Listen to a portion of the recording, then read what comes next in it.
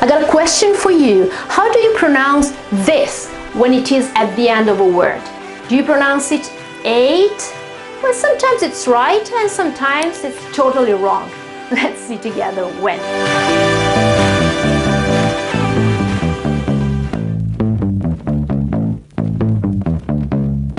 Hi everyone, welcome back to my channel. Today I am making a very short video for you with, we can say, a little piece of advice concerning pronunciation, but it is very, very useful. It's a very simple rule and it concerns this suffix here. So when the word, any word, ends up with this three letters, A-T-E. How do you pronounce them? Well, it's quite normal and common to pronounce them ate. It is quite natural, instinctual. And it's not always wrong. Don't believe to those videos who tell you never pronounce this ate, it is wrong. No, sometimes it is right. When is it right? It is right in verbs. In verbs like, for example, there are a lot of examples here. I picked just two of them. The verb debate. Debate. I certainly pronounce ate. You've got the phonetic transcription here with the phonetic, international phonetic alphabet, and you can say D and then this sort of an apostrophe here that shows how the accent is on the following syllables. So debate. That's quite easy and simple. Same goes for participate. Same thing. I've got two different, slightly different pronunciation, the British pronunciation and the American pronunciation, but anyway, it doesn't change the final part, okay? In the British pronunciation, the R is a bit longer and there's a sort of an R that is not pronounced, but it's there. In the American pronunciation, the R is shorter and I do pronounce the R sound, but anyway, the second part of the word doesn't change. So let's see the difference. In the British English is participate, and in the American English is participate. But in any case, okay, it is always participate, participate. So we definitely pronounce this part here, ate, but it's not always right.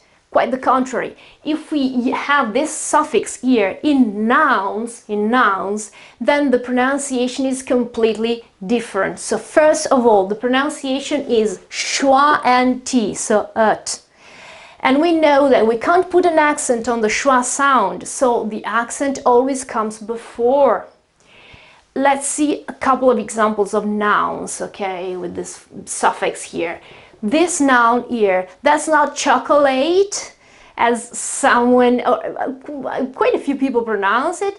This is wrong. The right pronunciation is chocolate, chocolate. As you can see here, I got the International Phonetic Alphabet transcription.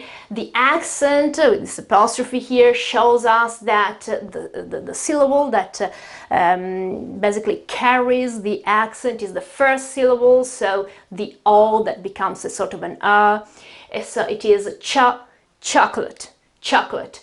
This last part here is schwa and t, and there is no accent. There can be no accent, chocolate. Another word that is often mispronounced is, for example, this word here. It's not certificate. Absolutely wrong. I know it may be spontaneous to say so, but it is wrong. Okay, the right pronunciation is certificate. Certificate. So also in this case, with the phonetic alphabet transcription, I got S and the schwa, and then, yeah, sort of a R, but I don't really pronounce it.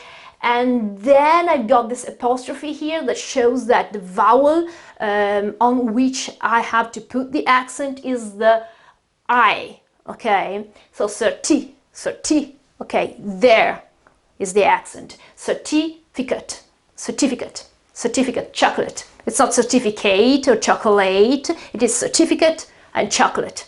So the rule is verbs. Yes, you use the pronunciation ate, debate, participate, but when you have nouns, then you change the pronunciation completely. It is ut. and the accent is before, chocolate certificate. It's very easy, it's a very simple rule. I hope it's useful for you, and if you find my channel useful, please just click on the button here under this video or any other videos actually, and please, if you want, you can support this channel using PayPal, okay, and the address, okay, to send a little something to support my activity on PayPal is Maiora, the name of the channel, tutor @gmail.com.